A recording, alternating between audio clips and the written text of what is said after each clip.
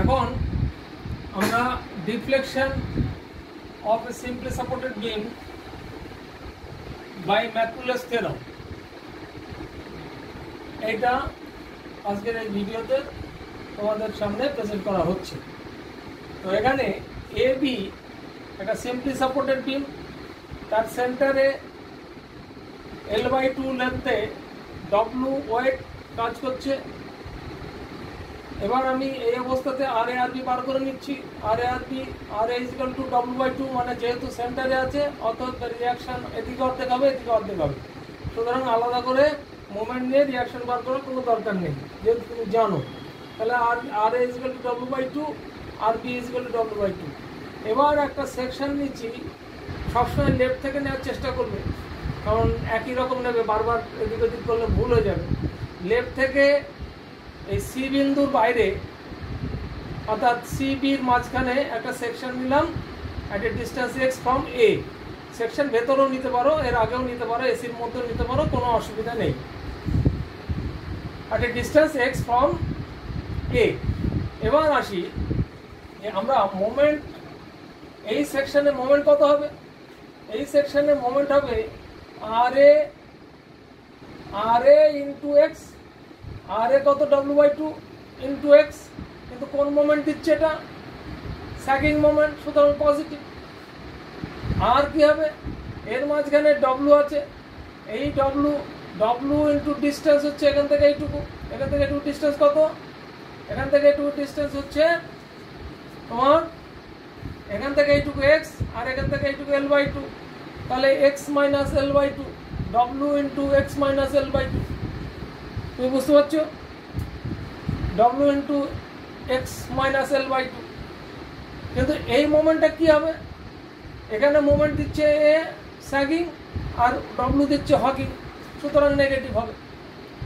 Negative W into x minus L/2।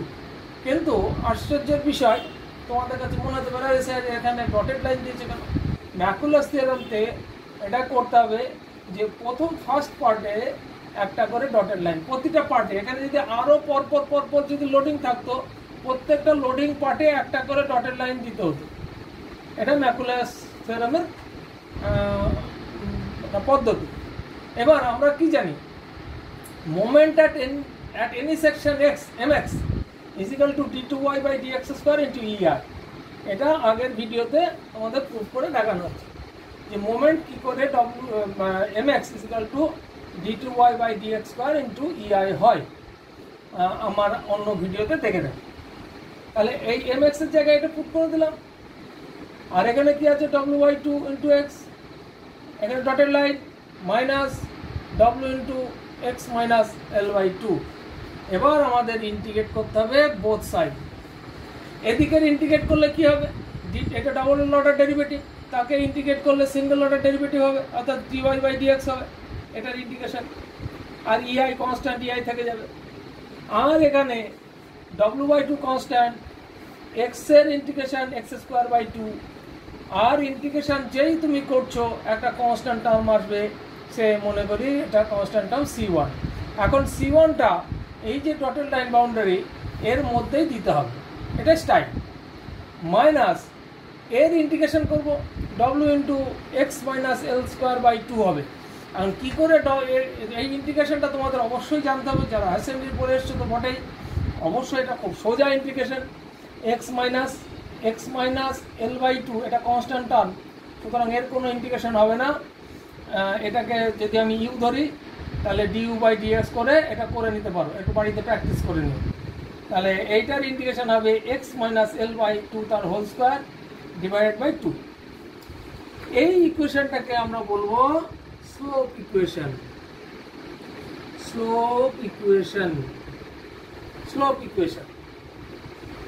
এই slope ইকুয়েশনকে further integrate করলে তোমরা পাবে ডিফ্লেকশন ইকুয়েশন।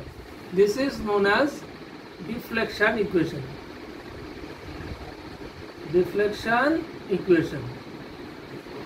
এখন ডিফ্লেকশন ইকুয়েশন এখানে আবার ইন্টিগ্রেট করতে হবে।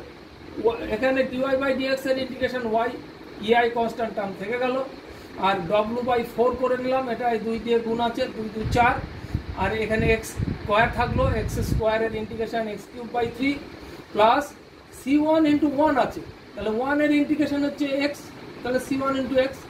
আর আরেকবার ইন্টিগ্রেশন করলে আরেকটা কনস্ট্যান্ট টার্ম আসবে, সেটাকে c2 লিখবো। এবং c2টা তোমরা ভাবতেই পারো স্যার c2টা শেষে দিলাম না কেন? না, শেষে দিলে হবে না, এটা ম্যাকুলাস থিওরেম। এটা c2টা দিতে হবে ঠিক c1 এর পরেই, অর্থাৎ এই যে ডটের লাইন তার আগে। আর এইটার ইন্টিগ্রেশন কত হবে? এই w/2টাকে বাইরে রাখলাম, এটা কনস্ট্যান্ট টার্ম, এটা constant term into x minus l/2 তার হোল স্কোয়ার, তার ইন্টিগ্রেশন কী হবে? ঠিক আগের মতো x মাইনাস l/2 তার হোল কিউব বাই 3। তাহলে এটা হলো ডিফ্লেকশন ইকুয়েশন। আমরা এরপরে ম্যাক্সিমাম স্লোপ এবং ম্যাক্সিমাম ডিফ্লেকশন ম্যাকুলাস থিওরেম দিয়ে বার করব।